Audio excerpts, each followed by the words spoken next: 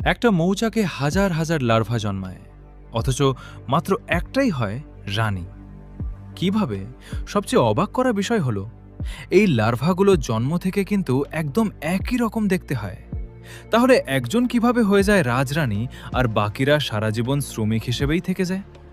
ব্যাপারটা অনেকটা এমন, দুইজন যমজ শিশুকে যদি সম্পূর্ণ দুই রকম খাবার আর আলাদা যত্নে বড় করা হয়, তবে তাদের শরীর ও ক্ষমতায় যেমন বিশাল পার্থক্য তৈরি হয়ে যায়।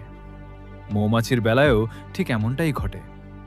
মহান সৃষ্টিকর্তা মৌমাছির জগতে এমন এক আশ্চর্য ব্যবস্থা তৈরি করেছেন, যেখানে জন্মগতভাবে সব লার্ভাই সমান।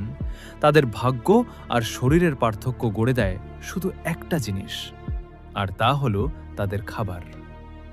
শ্রমিক মৌমাছিরা যে লার্ভাটিকে রানী বানাতে চায়, তাকে সারা জীবন শুধু এক ধরনের বিশেষ পুষ্টিকর নিঃসরণ খাওয়ায়, যাকে বলা হয় সারা জীবন শুধু এক ধরনের বিশেষ পুষ্টিকর নিঃসরণ খাওয়ায়, যাকে বলা হয় রয়্যাল জেলি।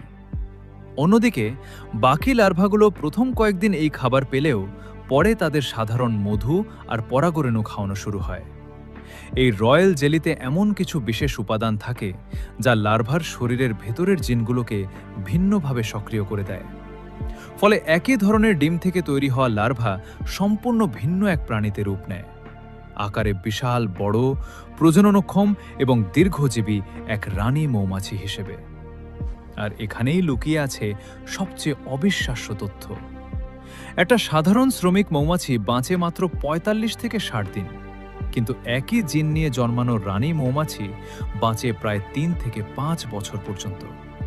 অর্থাৎ শ্রমিকের চেয়ে প্রায় ২০ থেকে ৩০ গুণ বেশি সময়। শুধু তাই নয়, রানী মৌমাছি প্রতিদিন নিজের ওজনের সমান পরিমাণ ডিম পাড়তে পারে।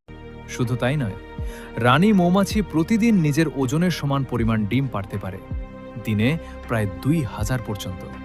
ভাবুন তো, শুধু খাবার বদলে গিয়ে একটা প্রাণীর জীবনকাল আর ক্ষমতা এতটা পাল্টে যেতে পারে।